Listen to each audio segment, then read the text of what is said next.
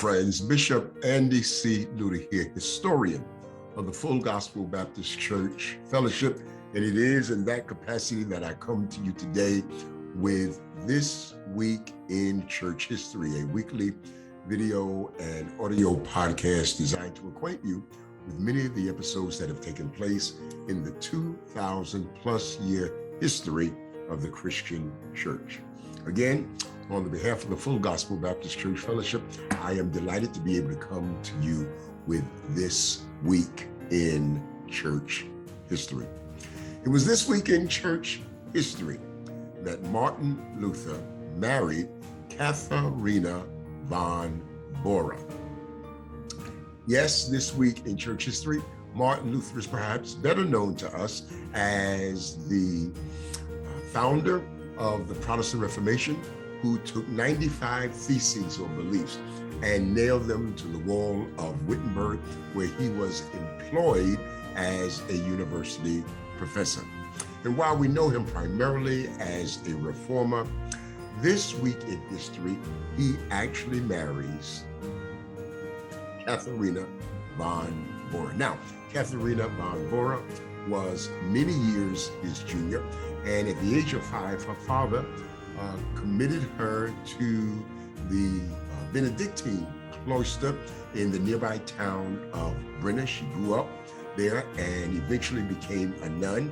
But after several years of religious training, she became more and more interested in the Protestant Reformation that was being engineered by Martin Luther. She wrote to Martin Luther begging him for assistance and wanting to take leave of the cloister and her life as a nun in Bora.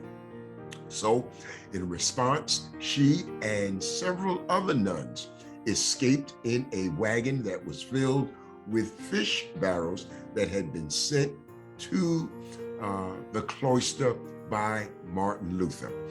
When they arrived, Martin Luther arranged, initially, he asked for the families to take these former nuns back into their homes, but they were afraid to do so because at the time, that would have been considered an infraction and a violation of canon law. In a very short period of time, Martin Luther was able to find either marriages, employment, or homes for all of these nuns that had escaped from the cloister. However, he was not able to find a place for Katharine von Bora.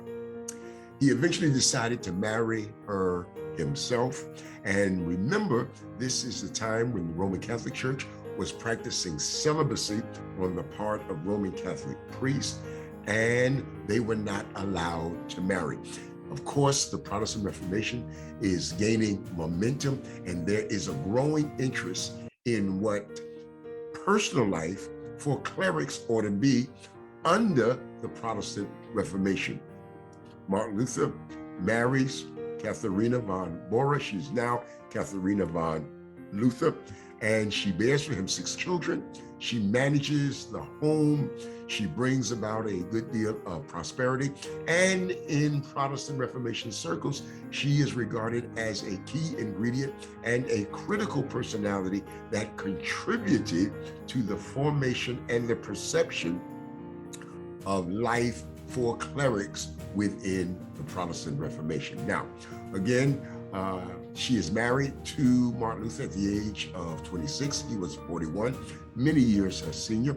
And once Martin Luther died, several years later, she actually fell into poverty. She bounced around from place to place, and upon a return to a village that she had known earlier in her life, she actually was thrown from her cart into a water ditch, and for the next several weeks went in and out of consciousness and eventually died.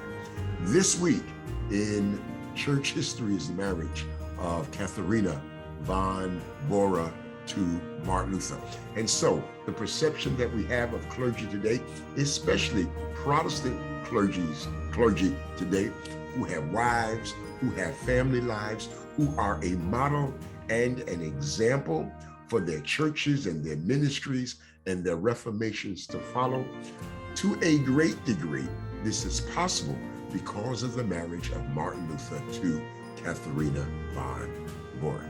Well, friends, this takes up all of my time, and I certainly thank you for yours. I'm Andy C. Lewter, historian of the Full Gospel Baptist Church Fellowship, and this is my This Week in Church History. Listen, I invite you to visit our online courses where we have assembled a goodly amount of information for you to consider.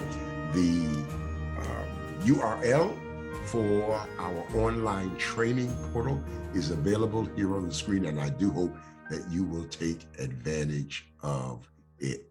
And of course, those of you who are not a part of the Full Gospel Baptist Church Fellowship, there is an additional URL for your consideration as well. Thank you for your time today. I so look forward to seeing you soon. Listen, subscribe to this podcast. Look for us every week. Don't miss a future episode. We're here every week sharing with you another detailed yet brief description of some of those things that took place in our church's history over the last 2,000 years. So until next time, know that God loves you. We love you. We look forward to seeing you soon. Beloved, go in peace, go in joy, go in love, and go in happiness. For the author of peace, love, joy, and happiness most certainly goes with you. God bless.